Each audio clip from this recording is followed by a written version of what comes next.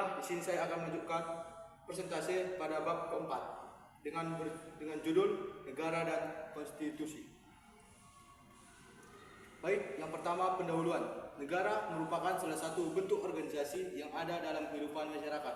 Pada prinsipnya, setiap warga masyarakat menjadi anggota dari suatu negara dan harus tunduk pada kekuasaan negara karena organisasi negara sifatnya mencakup semua orang yang ada di wilayahnya dan kekuasaan negara berlaku bagi orang-orang tersebut.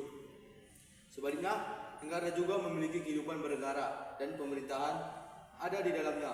Masyarakat, ketertiban, kesejahteraan masyarakat tanpa melalui organisasi negara. Kondisi masyarakat semacam itu sulit untuk diwujudkan karena tidak ada pemerintahan yang mengatur kehidupan mereka bersama. Selanjutnya, konsep negara. Dalam negara memiliki konsep negara secara etimologi, yaitu negara berasal dari kata staat dalam bahasa Belanda dan Jerman dan Inggris. Stat atau etat atau Prancis, status atau statu dengan bahasa Latin. Dalam setiap kata tersebut berarti meletakkan dalam keadaan berdiri, mendapatkan atau membuat berdiri. Teori negara menurut Machiavelli ini mendapatkan tantangan yang sangat kuat dari para filsuf seperti Thomas Hobbes 1988, John Locke 1632, dan J. Rousseau 1712.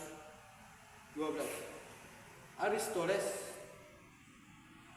384 sampai 522 Masehi merumuskan negara dalam bukunya Politika yang disebut negara polis.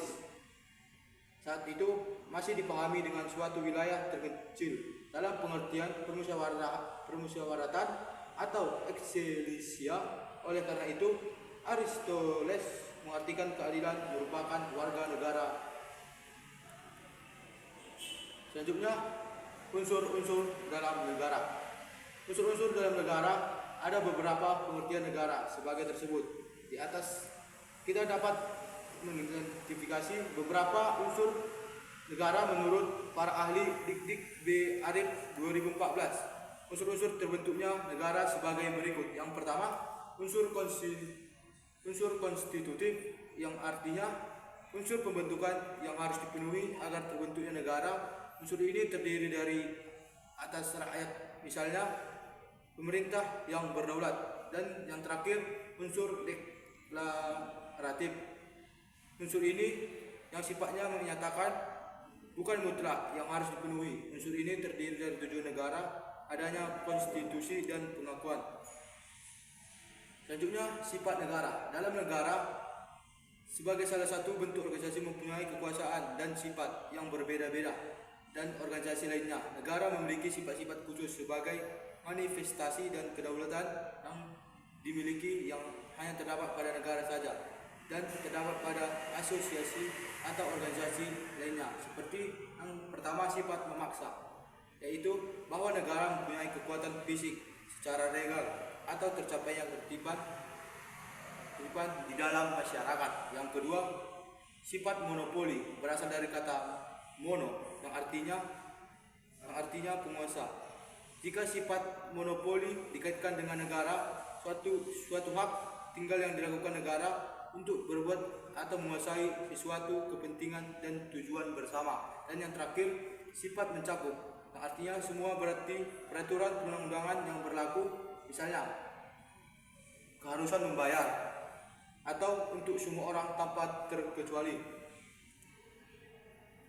Selanjutnya, tujuan dan fungsi negara.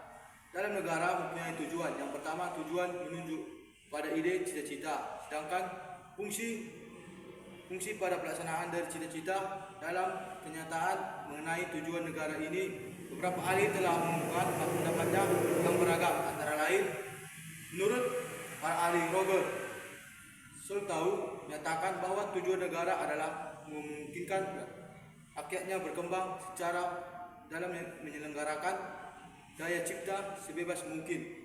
Yang kedua, James Wilford Genner menyatakan bahwa tujuan negara adalah yang asli, yaitu utama ialah memelihara perdamaian, ketertiban, keamanan, dan keadilan.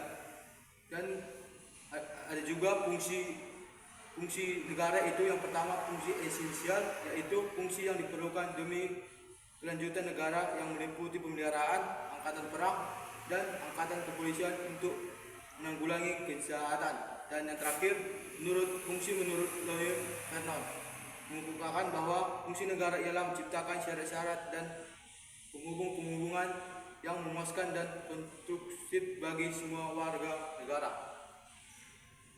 Selanjutnya, pengertian konstitusi. Konstitusi merupakan hukum dasar suatu negara. Setiap negara pasti memiliki konstitusi, karena tanpa adanya konstitusi, negara tidak mungkin terbentuk. Sebagai hukum dasar negara, konstitusi berisi aturan ketentuan tentang hal-hal mendasar dan kehidupan suatu negara. Menurut istilah, konstitusi berasal dari bahasa Prancis, yaitu constituer, yang berarti membentuk. Pemakaian istilah konstitusi yang dipakai dalam pembentukan suatu negara atau menyusun dan menyatakan negara. Menurut Sriyanti et al. 2008, istilah konstitusi dengan undang-undang dasar atau groundwork menurut Van Alpendorf memang berbeda. Konstitusi membuat yang tertulis maupun yang tidak tertulis, sedangkan groundwork undang-undang dasar merupakan bagian yang tertulis dari suatu konstitusi. Sedangkan kalau menurut Sri Sumentri, konstitusi adalah undang-undang dasar memiliki arti yang sama. Selanjutnya, kedudukan konstitusi. Konstitusi menempati kedudukan yang sangat penting dalam kehidupan ketatanegaraan suatu negara, karena konstitusi menjadi barometer kehidupan bernegara. Ini berbeda baik dalam hal tujuan, bentuknya, dan isinya, tetapi mereka mempunyai kedudukan formal yang sama-sama sebagai yang pertama konstitusi sebagai hukum, dan yang kedua konstitusi sebagai hukum tertinggi. Selanjutnya yaitu tujuan dan fungsi konstitusi.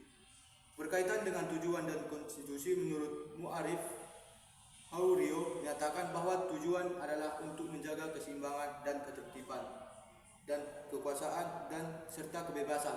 Menurut Jimmy As-Siddiq Binario 2008, memiliki 3 fungsi. Yang pertama fungsi penentu, yaitu pembatas kekuasaan negara, dan yang kedua fungsi pengatur, yaitu hubungan kekuasaan antar negara, dan yang ketiga fungsi pengatur hubungan kekuasaan antar organ dengan warga negara.